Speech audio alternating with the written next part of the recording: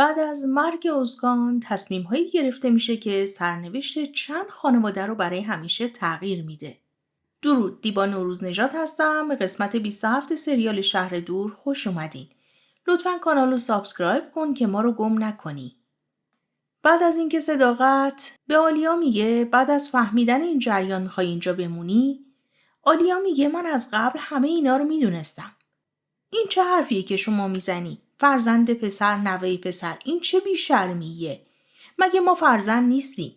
اگر دختر باشه فرزند نیست؟ بچه‌ای که توی شکم مینه خانمه ممکنه بچه جهان باشه. جهانم بهش پشت نمیکنه. ولی اینکه شما میخواین باهاش چیکار کنین رو نمیدونم. من زن جهان هستم. چرا باید کسی که خجالت بکشه من باشم؟ من به عنوان زن جهان تو این عمارت میمونم. تا وقتیم نخوام کسی نمیتونه منو از اینجا بیرون کنه. به مینه خانمم تبریک میگم. امیدوارم که بچه‌تون سالم به دنیا بیاد. ولی بابت این وضعیتی که خودتون رو توش قرار دادین متاسفم و بارها هم بهتون گفتم. بعد از رفتن آلیا صداقت عصبانی میشه و جهان بهش میگه بس دیگه، خودت رو کنار بکش. به مینم میگه اون بچه‌ای که باهاش منو توی تله انداختی رو به دنیا میاری. من از بچه حمایت میکنم. ولی تو ذره‌ای توی زندگی من جایی نداری. راجع به این بچه‌م من میام هر جایی که گفتم صحبت میکنیم، ولی توی این عمارت نمیشه. ناره لطفاً همراهیش کن بره. بعد از رفتن مینه به صداقت میگه تصمیمات تو برای من ارزشی نداره. تصمیمات رو من میگیرم. صداقت میگه اون زن بچه تو رو حامل است. جاش اینجاست و آلیا باید بره. جهان میگه زن من آلیا هستش و تو هم هیچ وقت نمیتونی اینو تغییر بدی. بعد از اینکه میره تو اتاق آلیا یکم با هم صحبت میکنن و جهان به آلیا میگه اینکه تو کنارم موندی برام خیلی با ارزشه. وقتی هم که میخواد حرف نیمه تموم توی بیمارستانش رو بزنه، آلیا میگه نه، راجع بهش صحبت نکنیم. ما نمیتونیم راجع به این موضوع حرف بزنیم. مینه ناراحت و عصبانی زنگ میزنه به صداقت و میگه شما به من گفتین بیام اونجا و آلیا رو بیرون میکنیم، ولی اینطوری نشد. صداقت بهش میگه تو آروم باش، بچه رو به دنیا بیار، اون وقت میبینیم که آلیا خانم از این عمارت میره بیرون یا نه. کایا و ناره میرن تو اتاق زیرزمین و یکم با جهان صحبت میکنن و میخوان دلداریش بدن. ولی جهان ناراحته که آلیا این وسط قلبش شکسته و رنجیده شده و دنیز هم که به جهان گفته بابا حالا اعتمادش شکسته شده. دوباره صداقت میره تو اتاق آلیا و براش خط نشون میکشه. ناره مادرشو میاره بیرون و بهش میگه اگر بخوای به این رفتارت ادامه بدی داداشم بیشتر از این جلو صبوری نمیکنه. صبح سر صبحونه ناره از این صحبت میکنه که میخواد بره برای ازگان تخت بخره و ببره خونه.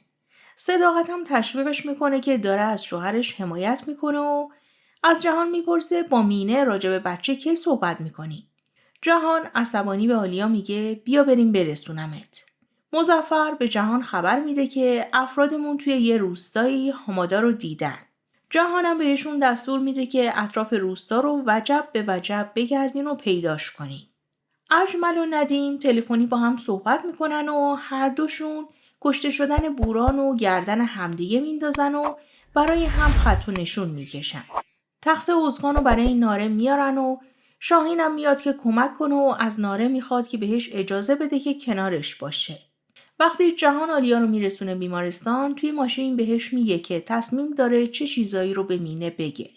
با مینه هم توی کافه رستوران دیدار میکنه و بهش میگه بچه به دنیا میاد. اسمش وارد شناسنامه‌ام میشه. براتون خونه میخرم و شما اونجا زندگی میکنین. بچه هم آخر هفته میاد به عمارت و منم اونجا میبینمش. مینه میخواد به این تصمیم جهان اعتراض کنه ولی جهان از جاش بلند میشه و میره.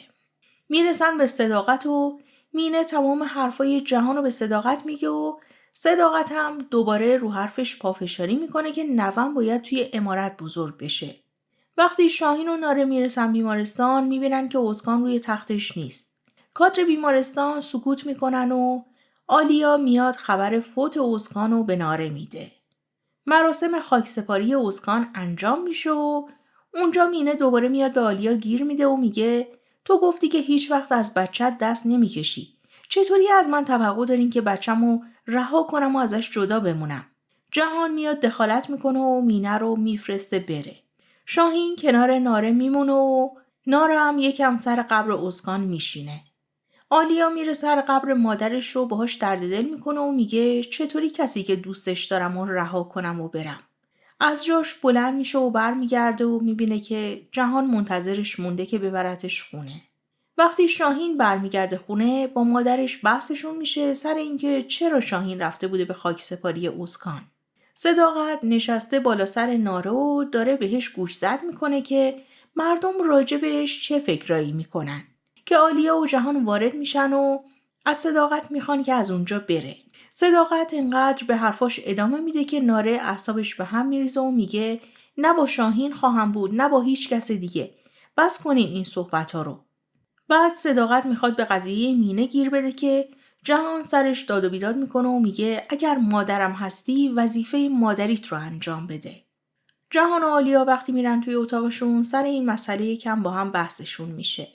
صبح سر صبحونه صداقت به کایا میگه یه دختری رو برات در نظر گرفتم. اسمش ایپکه.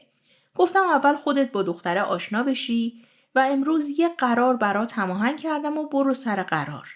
وقتی هم داره به امو میگه که اتاق پایینی رو برای بچه مینه آماده کن، جهان با عصبانیت میکوبه روی میز و به امو میگه به هیچ وجه این کارو نمی‌کنی. بعد از رفتنشون ناره به مادرش میگه نمیدونم قلب داری یا نه، ولی اگر داشته باشی به اندازه مزار قلبت سرده. دمیر میره به دنبال زرین جلوی دانشگاه و رازیش میکنه که با هم برن نهار بخورن.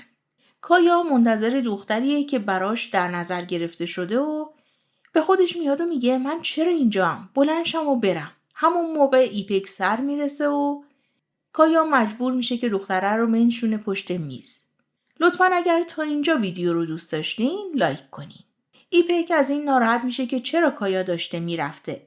کایا سعی میکنه ایپک رو راضی بکنه که بشینن صحبت کنن ولی ایپک میخواد بره. همون موقع دمیر و زرین وارد رستوران میشن. کایا به زور ایپک رو راضی میکنه که بشینن و با هم صحبت کنن. دمیر به زرین میگه میخوای از اینجا بریم ولی زرین میگه نه همینجا میشینیم. وقتی کایا و ایپک راجع به خواستگاری صحبت میکنن زرین میشنوه و از جاش بلند میشه که بره دستشویی. ایپک میبینتش رو با همدیگه آشنایی میدن و مشخص میشه که هم دانشگاهی هستن. زرین به ایپک تبریک میگه و به دمیرم میگه منو ببر خونه. وقتی میرسن خونه به دمیر میگه کایا دیگه داره با یکی دیگه ازدواج میکنه. دیگه عاشق یکی دیگه است. بازی تموم شد. ولم کن دیگه برم. دمیر میگه ما با هم دیگه ازدواج کردیم. تو هم عاشقم نبودی. همیشه که نباید آدم عاشق باشه. تو بچه داری. به فکر بچت باش. ناره داره وسایلش رو جمع میکنه از خونه اسکان که بره و شاهین میاد دنبالش رو از در پشتی با هم دیگه میرن بیرون. شاهین میخواد ناره رو مجاب کنه که ما هم ازدواج کنیم. ناره میگه پس بابا تو چی کار کنیم؟ اگر قاتل بوران باشه چی؟ شاهین میگه من با داداشت اینا میرم سوریه دنبال حمادا. اگر بابام قاتل بوران نبود وقتی برگشتم با هم ازدواج میکنیم. سر شام خونه صداقت شهنوز میاد و میگه گهواره رو آوردن. جهان متوجه میشه که مادرش گهواره سفارش داده بوده. به شهنوز میگه به اوستا بگو گهواره رو با خودش برداره و برگرده وگرنه میام همه رو خورد میکنم.